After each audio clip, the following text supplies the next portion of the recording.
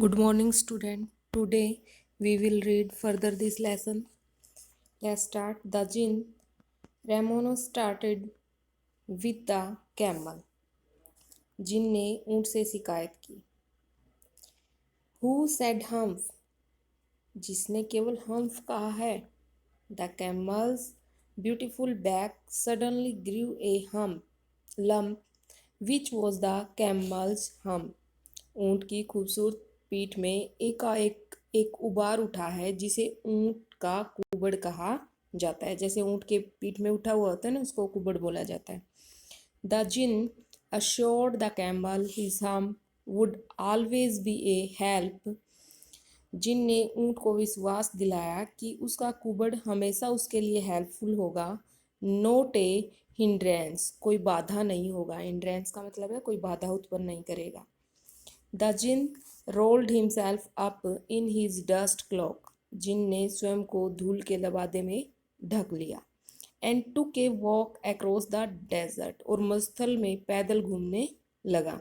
And found the camel looking at his own reflection in a pool of water. और उसने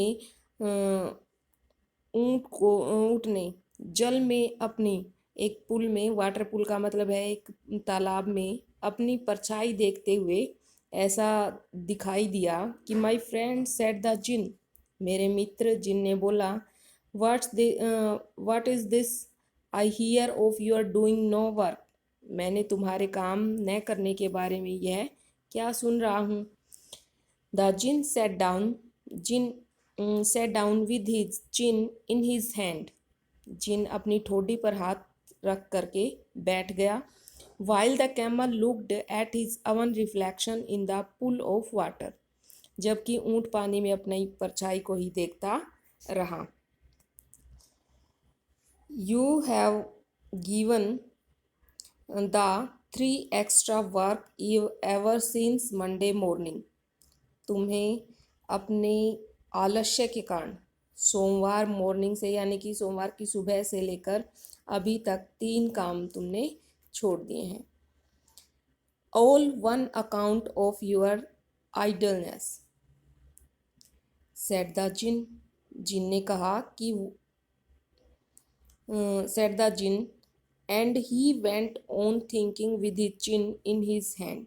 जिनने ये कहा कि अपने आलस्य के कारण, आइडलनेस का मतलब होता है आलस्य के कारण, तुम्हें 3 जो काम थे वो एक्स्ट्रा छोड़ दिए हैं. और ये बात उसने अपनी चिन पर, यानी कि ठोडी पर हाथ रखते हुए, मुंह रखते हुए ऐसे कहा. हाँ, सेड द कैमल. कैमल को तो वही बोलना था, दोबारा से उसने बोल दिया कि हम. देखो यही बोला है, humph. Said the camel, I shouldn't say that again if I were you. Said the djinn. Djinn ने कहा कि यदि मैं तुम्हारी जगह होता तो ऐसा नहीं करता. You might say it once too often. I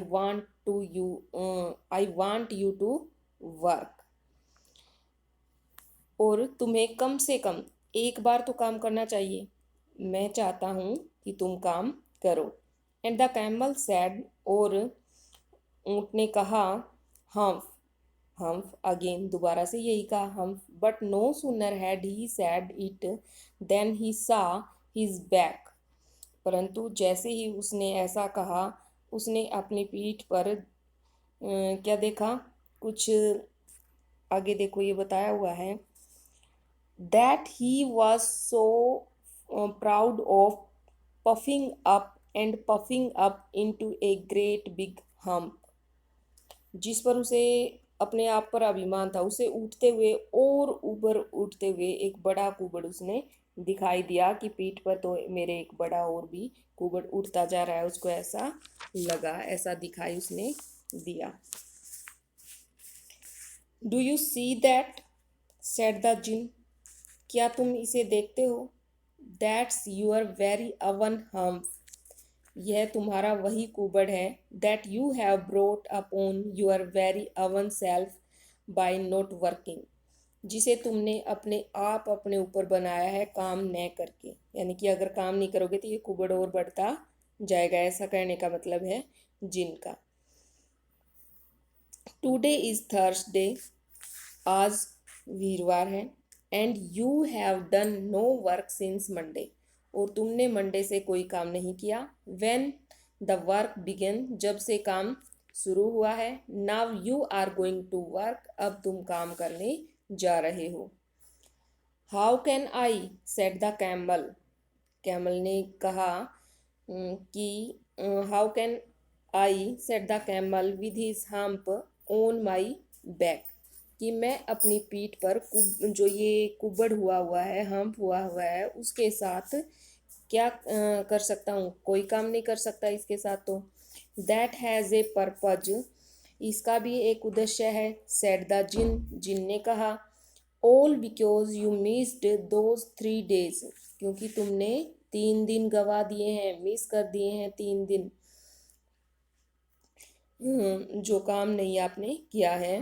you will be able to work now for 3 days without eating, अब तुम्हें बिना खाए पिए 3 दिन तक कार्य कर सकते हो इसके साथ। आप कैसे? Because you can live on your hump, क्योंकि तुम अपने कुबड़ के सहारे जी सकते हो। एंड डोंट यू एवर से I never did anything for you, और तुम ये भी नहीं कह पाओगे कि मैंने तुम्हारे लिए कुछ भी नहीं किया। Come out of the desert, रेगिस्तान से बाहर आओ। And go to the tree and behave, और उन तीनों के पास जाओ और अपनी आदतों को सुधारो, अपने व्यवहार को सुधारो। And the camel went away to join the three, और ऊंट उन तीनों के साथ कार्य करने के लिए चल दिया।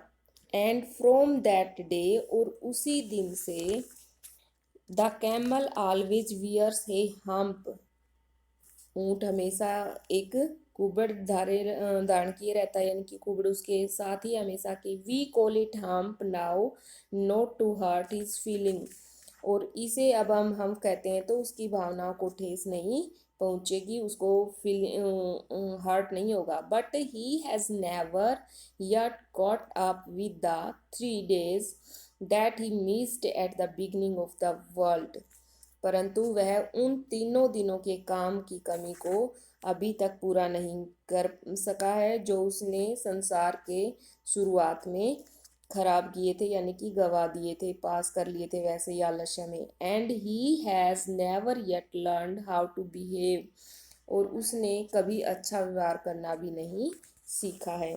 सो स्टूडेंट्स, आज आप कॉम्प्रिहेंशन चेक की सेकंड है, इसके आपको क्वेश्चन आंसर मिलेंगे, साथ में वर्ड मीनिंग भी मिलेंगे। जिस बच्चे ने वर्ड मीनिंग नहीं किए हैं वो कर लेना, वैसे तो आपकी बुक के नीचे भी दिए गए होते हैं वर्ड मीनिंग और लेसन के साथ साथ। अगर नहीं किए हैं तो ये जो मैं आज भेजूँगी वो कर लेना। Thank you, have a nice day.